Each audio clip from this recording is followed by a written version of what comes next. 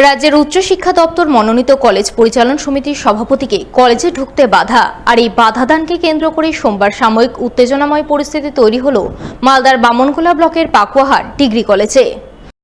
জানা গেছে, কিছুদিন আগে পর্যন্ত পাকুয়াহাট ডিগ্রি কলেজের পরিচালন সমিতির সভাপতি ছিলেন তৃণমূল নেতা অমল কিস্কু, কিন্তু সম্প্রতি রাজ্যের উচ্চশিক্ষা দপ্তর তাকে কলেজ পরিচালন সমিতির সভাপতির পদ থেকে অপসারণ করেন। তার পরিবর্তে পাকুয়াহাট ডিগ্রি কলেজের পরিচালন সমিতির সভাপতি হিসেবে গৌড়বঙ্গ বিশ্ববিদ্যালয়ের অধ্যাপক ডক্টর সনাতন দাসকে মনোনীত করা হয়।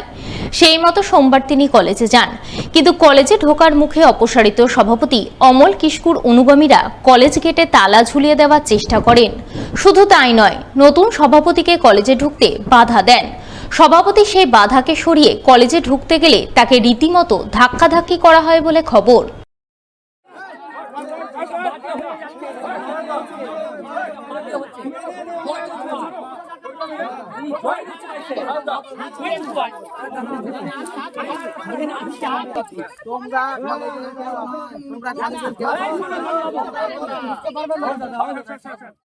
যদিও পরে তৃণমূল আদিবাসী সেলের নেতা চুনিয়া মুর্মুর হস্তক্ষেপে পরিস্থিতি শান্ত হয়।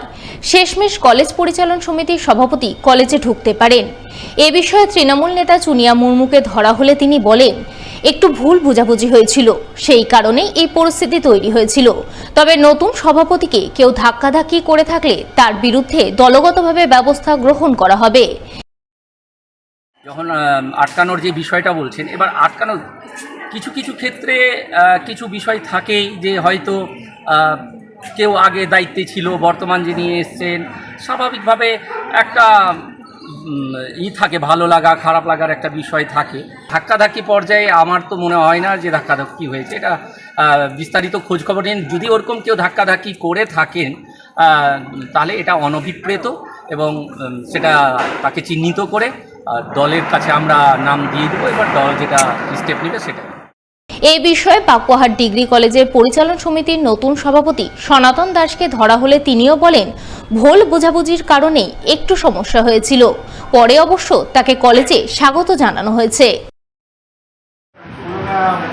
বিক্ষোভ দেখিয়েছিল, তারপরে ওনাদেরকে আমরা বুঝিয়েছি, ওনারা বুঝেছেন, ওনারা ওয়েলকাম জানিয়েছেন, ওনারা এগেছেন, আপনারা দেখেছেন যে ওনাদের রিপ্রেজেন্টেটিভ বসিয়ে আমাদের ঘরে বসিয়ে এবং ওরা ফুল দিয়ে আমার সম্বোধনা করেছে।